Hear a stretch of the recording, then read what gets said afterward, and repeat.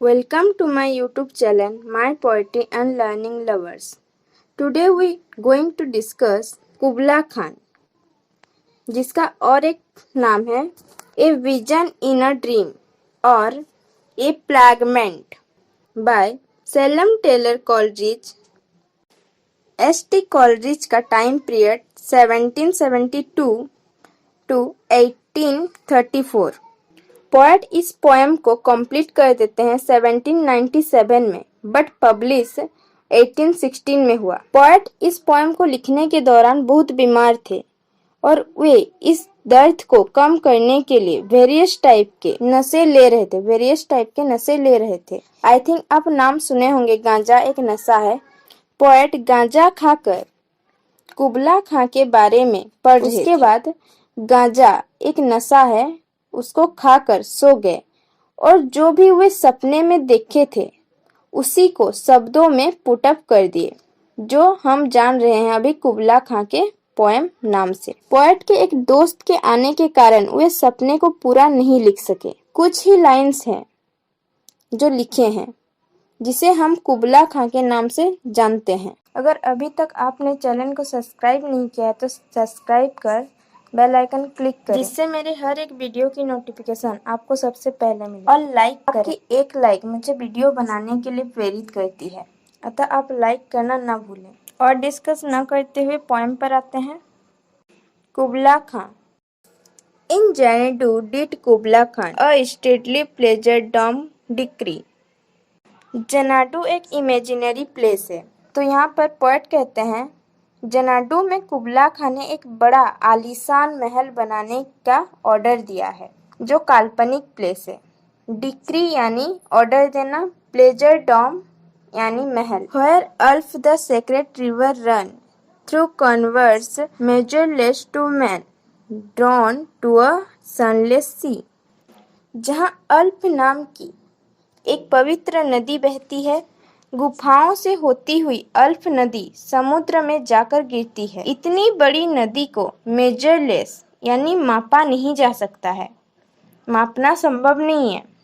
अल्फ नदी बहती है, जहाँ सूर्य डूबता है वहीं तक बहती जा रही है। यहाँ पर सेक्रेट यानी पवित्र, कन्वर्स यानी बड़ी बड़ी गुफाएं, अल्फ यानी एक काल्पनिक नदी का नाम है। So twice 5 miles of fertile ground with wells and tower were girdled round। Twice means दो गुना। 5 यानी 10 मील की एक उपजाऊ जमीन है, जिसके चारों ओर गिडल्ट और टावर्स बनाए गए हैं। गिडल्ट यानी वृक्षों के चारों ओर खाई। जिस ग्राउंड पर कुबला खां की महल बनने वाली है, उसी ग्राउंड का जिक्र यहाँ पर हो रहा है। फर्टाइल मीन्स उपजाऊ। And there were garden bright with sinuous rills, where वॉसम many and incense bearing tree. Sinuous मीठा, रील्स यानी छोटी नदियां, और उस गार्डन्स में टेढ़ी मेढ़ी छोटी छोटी नदियां बह रही थी। सुंदर फूल और पेड़ खिले हुए थे। बॉसम खिला, इंक्रीज वेयरिंग सुगंध का असर। उस गार्डन में छोटी छोटी टेढ़ी मेढ़ी नदियां बह रही थी, सुंदर फूल और पेड़ खिले हुए थे। And here were forests ancient as the hills and flaunting sunny spots of greenery।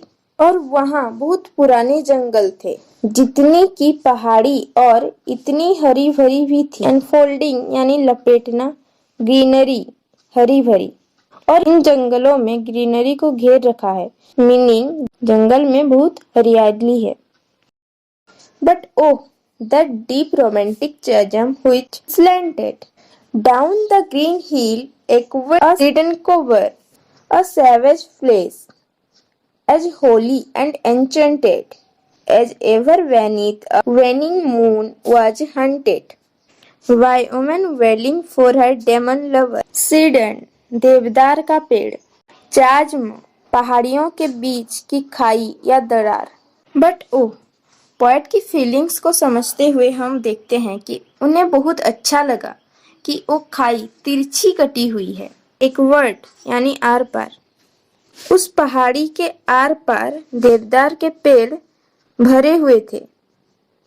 Savage का मीनिंग होता है जंगली, लेकिन इस पोएम में उसका मीनिंग होगा सुंदर, खूबसूरत, होली, पवित्र, एन्चेंटेड, जादुई।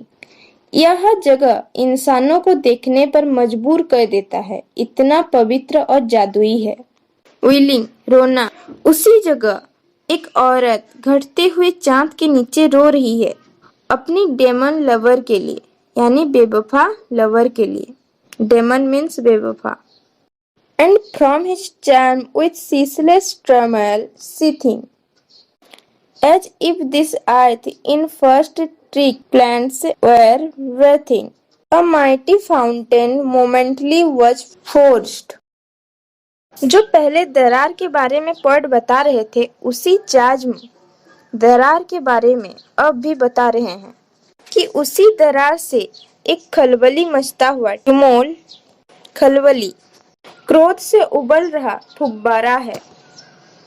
फाउंटेन यानी फुब्बारा, सीजलेस लगातार उबल रहा है, और ऐसा लग रहा है कि अर्थ पृथ्वी लंबी लंबी सांसें ले रहे हैं। Mid whose swift half intermitted burst, huge fragments vaulted like rebounding hello.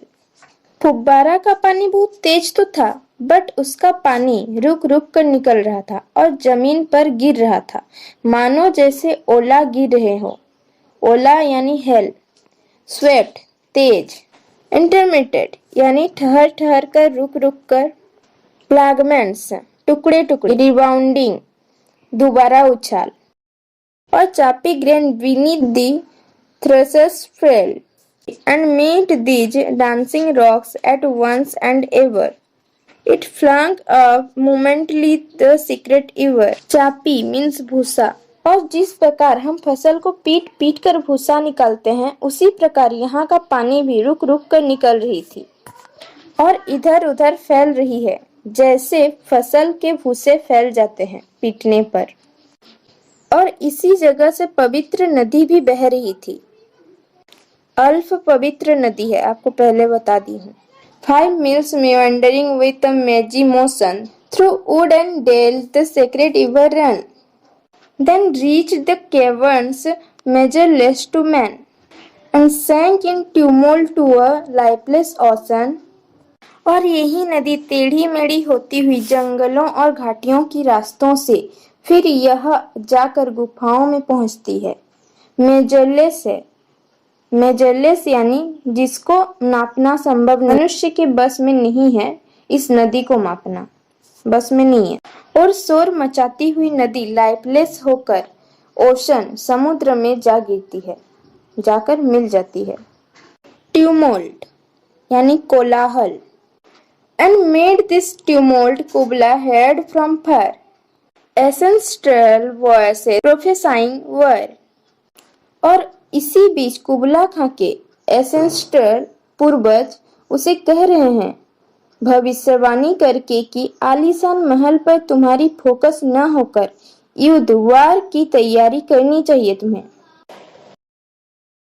The shadow of the dome of pleasure floated midway on the waves, where was heard the mingled measure from the fountain and the caves। इस हवेली की shadow छाया पानी की लहरों के ऊपर तैर रही है, यानी पानी में भी हवेली को देख सकते हैं, और उस हवेली में फुब्बारों और गुफाओं की मिक्स्ड साउंड मिली हुई आवाज सुनाई दे रही है। ये सब दिखाई देना एक चमत्कार मिरेकल है, जो कि आम बात नहीं है। केव्स यानी महल के कमरे, हवेली के कमरे। मिंगल्ड यानी मिलावटी, मिक्स साउंड।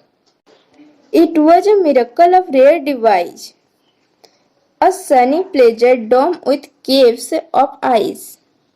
यह कोई साधारण बात नहीं है, यह तो चमत्कार है। A sunny pleasure dome with caves of ice. ये लाइन बहुत अच्छी है, देखते हैं। इस महल के जो छत है वो गर्म है, बट उसके अंदर के जो रूम है वो बहुत ठंड है। A damsel with a dulcimer in a vision once I saw, it was an Abyssinian maid, and on her dulcimer she played singing on Mount Obra। In lines में पोएट सब्जेक्ट चेंज कर रहे हैं। पहले हमने क्या पढ़ा था कि महल की बात हो रही है, लेकिन अब एक लड़की के बारे में बोल रहे हैं। एक बार मैंने एक वर्जिन गर्ल को देखी जिसके पास डल्सीमर, एक पियानो के प्रकार का छोटा सा बाजा होता है, जिसके पास डल्सीमर था। वह लड़की अविशियन जगह का नाम है वहां की थी और वही लड़की डल्सीमर बजाकर गा भी रही थी और माउंट ओबरा जगह का नाम है, माउंट ओबरा के बारे में बताते हुए गा रही थी। Could I revive within me her symphony and song to such a deep delight to would win me, that with music loud and long I would build that dome in air। In lines में poet अपने विश्वास की बात कहते हैं। Poet कहते हैं कि जो म्यूजिक उस लड़की ने गाई थी वह मैं अगर फिर से सुन लूंगा तो इस आलीशान महल हवेली को मैं हवा में भी बना दूंगा। That sunny dome, those caves of ice। वह महल और हवेली बनाऊंगा जिसकी छत गर्म और रूम ठंडे हो। डोम मीन्स हवेली यानी महल। And all who heard should see them there, and all should cry, beware, beware। His flashing eyes and floating hair weave a circle round him thrice, and close your eyes with holy dread। In lines में poet mystery creature की बात कर रहे हैं जिसको देख सब रोने लगते हैं, चिल्लाने लगते हैं, बीवेयर बीवेयर, सावधान सावधान। उसकी आंखें चमकती है और बाल लहराते हैं, तैरते हैं। एक क्रिएचर इतना डरावना है कि इससे बचने के लिए धार्मिक क्रिया करनी पड़ेगी, जो उस क्रिएचर की चारों ओर 3 बार सर्कल गोला बनाना पड़ेगा। लेकिन हमें अभी भी यह पता नहीं चला कि एक्चुअली में पोएट किसकी बात कर रहे हैं। कुछ स्कॉलर का मानना है कि पोएट खुद की ही बात कर रहे हैं। अगर अभी तक आपने चैनल को सब्सक्राइब नहीं किया है तो सब्सक्राइब कर बेल आइकन क्लिक करें और लाइक करना न भूलें। For he on honeydew hath fed and drunk the milk of paradise। ये लास्ट की 2 लाइन्स में कॉलरिज बताते हैं कि वे नशा के कारण ही इतनी सुंदर इमेजिनरी क्रिएट कर पाए हैं। मैंने आपको पहले ही बताया था कि पोएट जब इस पोएम को लिख रहे थे तब वे नशा किए हुए थे। Thank you.